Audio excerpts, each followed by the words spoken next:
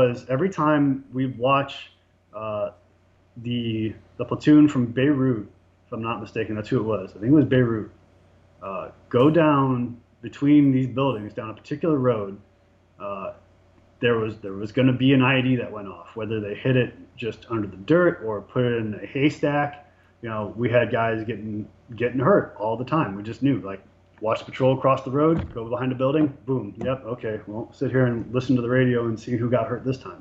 And that was a regular thing. And I think it was 2 weeks into that deployment.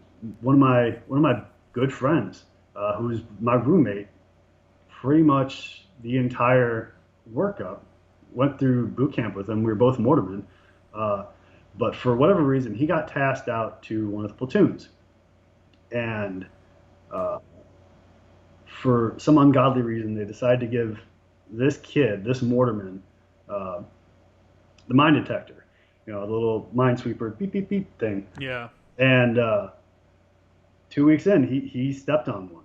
I was at the OP, and all of a sudden, I hear this boom. Look out, look south, and I can see the dust coming up. And I was like, oh, well, that was an IED. And all of a sudden, the radio starts going off, like, because I've got a radio up on post, and I'm listening to this, and I was like, oh my fucking god, like, that's Evan. Evan's hurt, and that was a rough night. That was a rough night for me, because I think it was like either that night or the next night that the chaplain came out, and that was like really the first word I got of, did he make it? Like, how's he doing?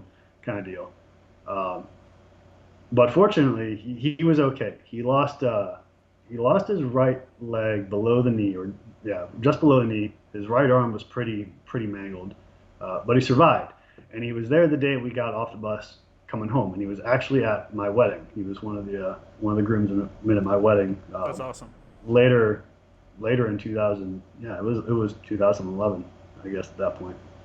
But all that, it was just a series of bad decisions by the command, all along the way. At some point, we made some bad decisions. Yeah. Does it feel like, could you notice a difference in the tone of the deployment after, like, the first casualty happened, the first injury or KIA happened? I think it hit everyone differently. Yeah. Some guys who had already been to Afghanistan, like, knew this is a drill. This is just how it goes.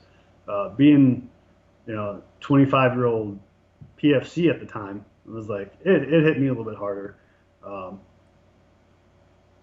Just because this was, a kid that was younger than me. I think he was 19 at the time, but he was one of my good friends, and I didn't get to hear from him. I didn't know what was going on. I knew one of my other best friends that I went through SOI with and boot camp with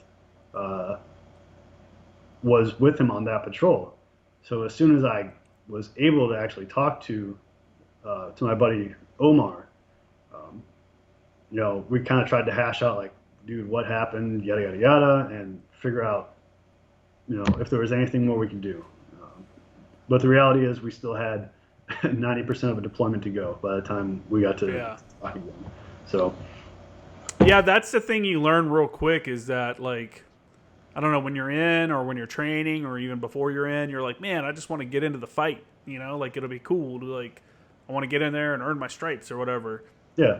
And then, like, someone gets hurt or something happens, and then the reality is, like, man, this isn't fucking cool, you know? After a few close calls, it becomes even less cool. And it's like, dude, I just want to get the fuck out of here. Yeah, there's a part of you that definitely gets used to it. Watching the IEDs go off, he's like, fuck, there's another one, whatever. Like, oh, there's someone shooting over there. There's tracers flying across the sky in the middle of the night. Whatever. Don't even bother calling it up. But I think the first time I got shot at was, I was at the damn OP, and we had a castle wall. So the HESCOs, if you don't know what HESCOs are, it's just like a mesh wire lined with almost like felt. Yeah, like burlap or felt. And they fill these blocks up and with dirt, and it creates walls. So There's like a 6 or 7 foot HESCO, and then like a little 2 foot HESCO on top of that, which created like a castle wall. You could walk across the 8 foot HESCO, and you're pretty much covered to your knees kind of deal. But anyway, this is like all the way around this little 8-man OP. But I was walking across that HESCO. I had like 10 minutes left in my shift. I was like, God, I just want to get the fuck down from here. I'm tired. I've had enough rippets and enough cigarettes. Like, I'm done. I need to get some rest. And all of a sudden, I heard this snap. And it's just like, it's exactly what you hear when you're down in the pits at the rifle range. It's just the clap of the round going over your head. Yeah. It was that second of, what the fuck was that? And then you hear the actual like boom from the rifle. I was like, oh shit. Okay, let's yeah, someone just took a shot. So that was the first time. I couldn't figure out where it came from. Knew the general direction, but that was the first time.